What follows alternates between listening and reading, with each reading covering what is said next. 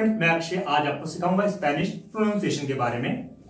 सबसे पहले पार्ट हम आपको सिखाएंगे अल्फाबेट, जो कि बिल्कुल सिमिलर है इंग्लिश अल्फाबेट जैसे।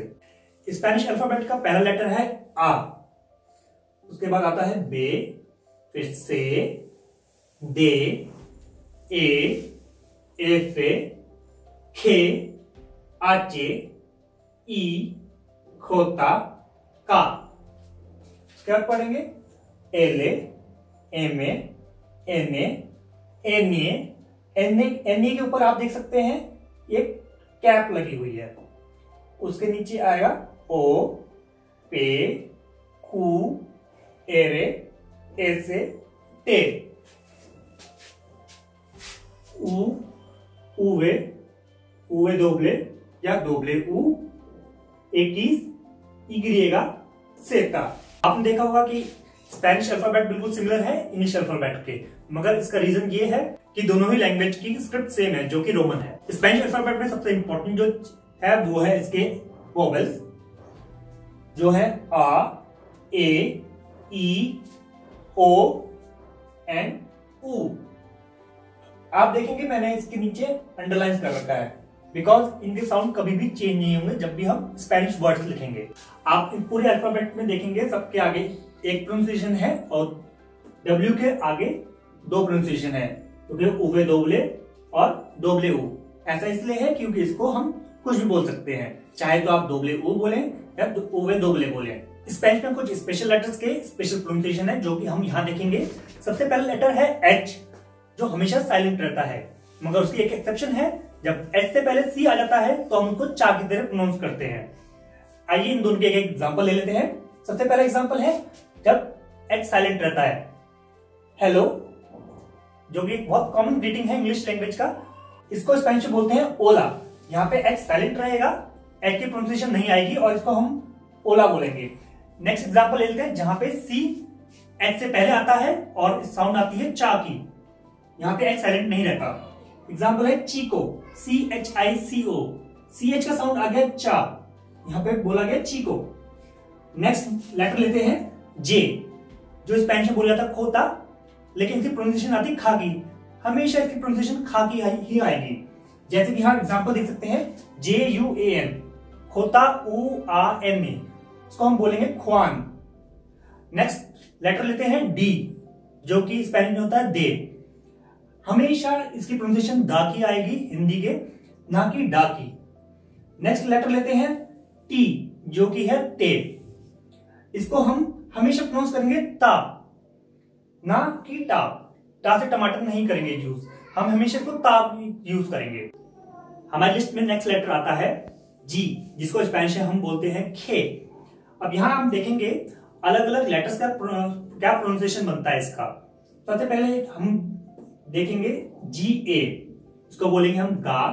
सेकंड आया GO, इसको हम बोलेंगे गो। फिर आया GU, जिसको हम बोलेंगे गु।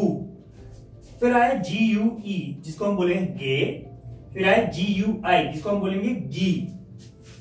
उसके बाद हम देखेंगे GE और GI को क्या बोलते हैं। इसका प्रोनाउंसिएशन चेंज हो जाएगा और हम इसमें बोलेंगे खे और खी। सिमिलर ये चीज चलेगी C और Q के साथ। सी को जिसको हम से बोलते हैं, CA बन जाएगा का, CO बनेगा को, CU बनेगा कु, QUE बनेगा के, QUI बनेगा की, CE बनेगा से, CI बनेगा सी। हमारी लिस्ट में नेक्स्ट स्पेशल लेटर आता है Y, जिसको हम स्पेनिश में बोलते हैं ई ग्रिएगा। लेकिन जब इसका प्रोनाउंसिएशन किसी वर्ड के अंदर आता है, हम इसको या तो या बोलेंगे या जा प्रोनाउंस करेंगे। लेकिन अगर ये किसी सेंटेंस के बीच में आता है, मतलब सिंगल सिर्फ वाई आ रहा है, जैसे कि हम यहाँ पे एग्जांपल में देखते हैं राम वाई श्याम, तो हम इसको बोलेंगे ई और इसका मीनिंग होगा एंड। अब नेक्स्ट लेटर लेते हैं हम डबल एल। डबल एल की साउंड भी सिमिलर होगी, या और जा। ये जो जा साउंड है ये मोस्ट कॉमनली यूज होती है लैटिन अमेरिकन कंट्रीज में। अब इसके एग्जांपल ले लेते हैं LLAMAR, यामार, या इसको हम बोलते हैं जामार। हमारी लिस्ट का सबसे लास्ट और सबसे डिफिकल्ट लेटर है आर, जिसमें रोलिंग टंग की साउंड आती है, मतलब इसमें आपको साउंड कुछ ऐसे निकालनी पड़ती है, रा। अब यहां देख लें इसके रूल्स देख लेते हैं।